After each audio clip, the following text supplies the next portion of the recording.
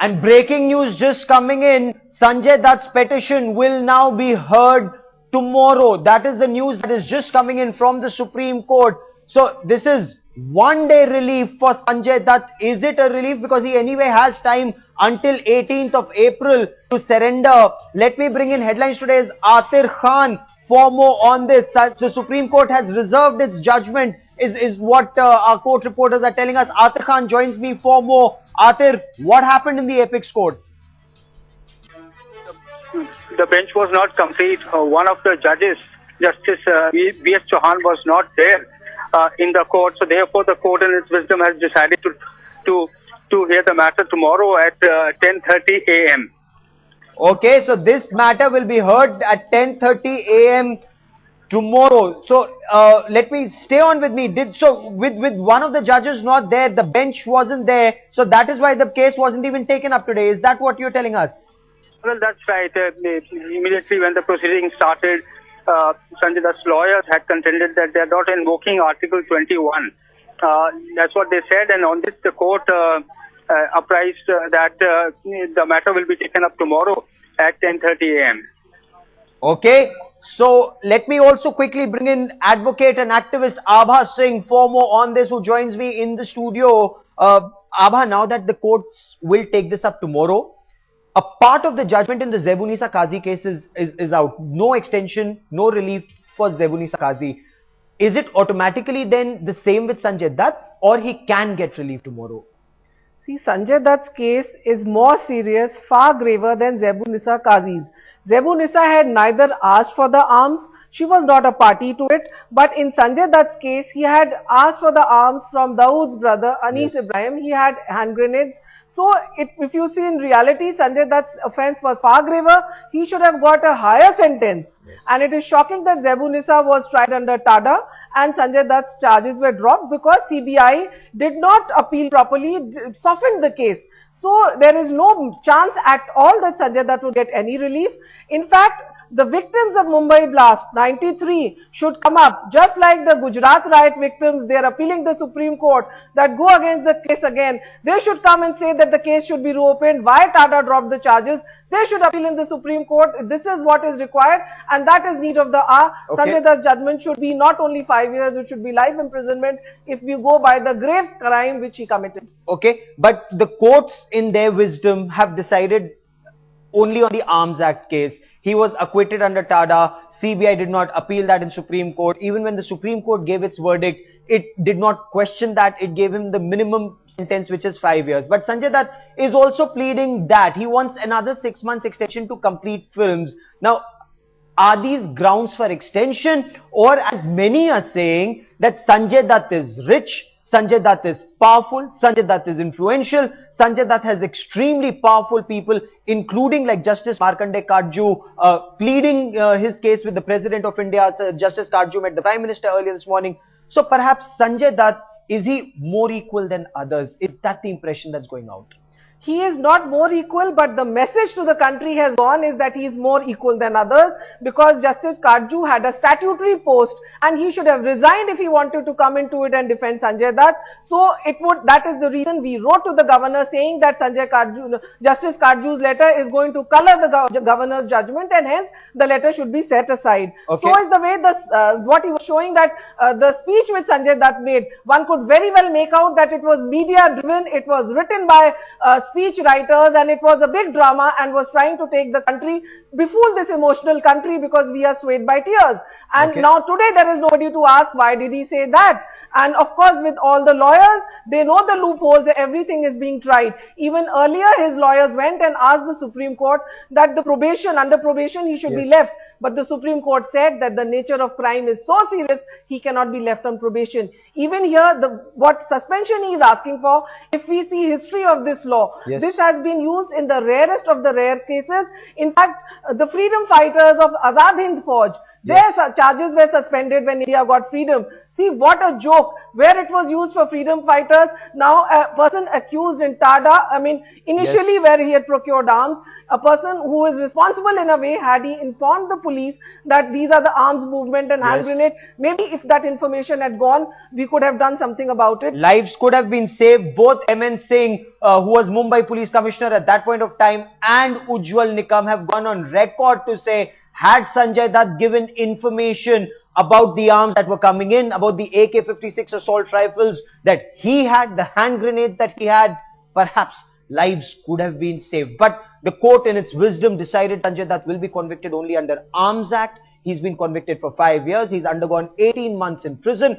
3 years and 6 months he's supposed to undergo, but he's seeking a 6-month extension. Let me bring in headlines today's Rashma Shetty, who's been tracking developments closely in Bollywood. Rashma, Bollywood is praying for Sanjay Dutt. He himself is seeking 6 months more time. What films is it that he wants to complete? Because his plea is that there are several lives that are at stake here. Well, of course, Gaurav, we have seen a lot of people from the fraternity come out in support of that. They have always come out and said how their lives have benefited from Dutt's films. Of course, the films that he's working on right now is Aamir Khan's starrer PK. The shoot for this film is almost done. Wasooli is one film that is majorly stuck, considering the fact that he has just begun the shooting of this particular film. So, which means about 90 to 95% of this film is still pending. Apart from this, there is Poliskiri, which is completed. Only the dubbing is pending. Zanjeer is one particular project that has got huge star cast. There's of course Ram Charan Teja and there's Priyanka Chopra. This film requires about 8 to 10 days of shoot. There are a few other projects that need dubbing and a few more days maybe to complete, but overall people are saying about 300 crore is what is riding on Dutt's film so far. That will be stuck in case he goes behind the bars. Okay, 300 crore rupees riding on Sanjay Dutt if he's sent to jail now. Several livelihoods will be affected. Are these actually grounds for clemency? We'll talk about that in greater detail. Or are these actually grounds for suspension of sentence for another 6 months? Let me bring in headlines today. Is Atir Khan, who's standing by at the Supreme Court. Atir, take us through the details of the prayer. What is it that Sanjay Dutt's lawyers are praying for? On what grounds are they seeking a 6-month suspension? Well, apparently the grounds are different from what has been invoked in Zebul Nasr's case, Gaurav. We know in that case, a lawyer, Fali S. Nariman, had invoked Section 21 of the Constitution and said that the mercy petition is pending with the President and an application has been moved, duly endorsed by the President's office and has been moved to the Home Ministry. So therefore, that breathing space should be given to the petitioners to so that they are given, since the petition is pending with the President. Yes. But in Sanjay Dutt's case, it's completely, there is a difference. Though there's a quantum of punishment of both Zebul Nisar and Sanjay Dutt is same, but the grounds given in the Supreme Court are different. Sanjay Dutt's prayer is that he has to deliver, and there is the livelihood of thousands of people depend on his projects, and he has to deliver. So that is the grounds which Sanjay Dutt had given, which is slightly different from Zebul Nisar's ground in the court of law. Indeed, but are these grounds for suspension of sentence or granting of extension for a period of 6 months? I'll ask Abha Singh that question in a while from now. Rashma Shetty, has either Sanjay Dutt or any of the people close to him in the film fraternity been able to explain what many are calling Sanjay Dutt's double standards? 21st of March, the verdict comes out. 28th of March, Sanjay Dutt, in an extremely emotional media interface, says, I will not appeal the Supreme Court verdict. I will abide by the verdict. I will not plead for clemency. I will surrender at the time, that's been decided by the Supreme Court. All of a sudden, we notice this change. Is all this very carefully orchestrated, Rashma?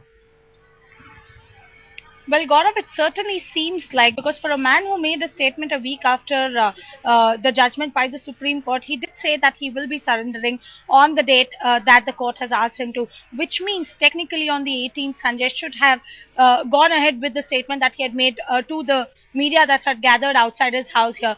considering the fact that, most of the shoot that we were hearing about was about Zanjeer or PK. PK is a place where a film in which he plays a extended cameo in that sense. So he could have planned this much earlier, and 8 days is pretty long time to decide on the schedule of what films are going to be completed. Clearly, we've heard about the extension petition only in the recent few days. So clearly, this is a well chalked out plan, at least from the outside, from where we stand and look at it. Okay. There is a kind of thought that has gone into this decision from the Dutt camp. Gaurav. There is some kind of thinking in the Dutt camp. Abha saying, if Sanjay Dutt tells the Supreme Court, let me be out of jail for another 6 months. There are several livelihoods that are affected. There is 300 crore rupees that's riding on me. These are the number of films that are pending. Are these grounds for suspension of sentence? Or just because he's a VIP, is he seeking a VIP treatment? Sanjay Dutt and his lawyers are making a mockery of the judicial system.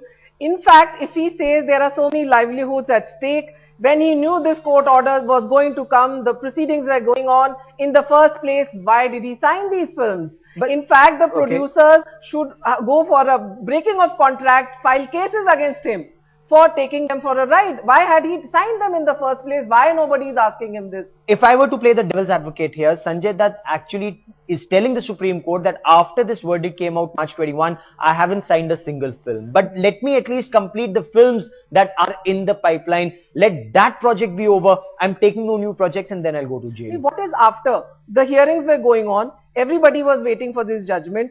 As it is, this case has been delayed for so long because the lawyers were trying to use every loopholes to delay the case. So he has been benefiting and he should have been behind bars much earlier. So to say that after the judgment came he has not signed is trying to befool the country again, just like the media event which he did some days back and said, I will not appeal. So even if you see his pardon has been not granted, his pardon is not there, now suspension. So now we are wondering what fourth his lawyers are cooking up. And if you say Article 21, it clearly says that your life and personal liberty should not be deprived, save the procedure established by law. And I think the maximum advantage who has taken of this law is Sanjay Dutt and his lawyers. Because had anybody appealed, Supreme Court was not told what were the charges. Tada dropped, CBI did not go in appeal. The victims have not gone in appeal. The biggest question is, why don't the Mumbai blast victims come up and like Gujarat victims appeal against Sanjay Dutt's dropping of charges? If CBI has failed the country, why not the people coming up and fighting against them, just like these NGOs in Gujarat? So he has already been benefited. And when Zebu Nisa and others have been convicted under Tada, there has already been a political blessing on Sanjay Dutt by freeing him of Tada charges. And after that, if he wants on a frivolous charge that he has to make movies, there are so many murder convicts, there are so many rape convicts. There may be people whose sons are dying of cancer, whose wives are suffering severe diseases. I'm sure then we have to try all of them and give them this thing. In case Sanjay Dutt is given a benefit, will it set a precedent, a Supreme Court order? Is it considered a law in case Zebunisa Qazi wasn't granted the same benefit? She wasn't given an extension. The Supreme Court said because there is a petition pending with the president are not grounds for either. Because there's a clemency petition pending, those are not grounds for extension.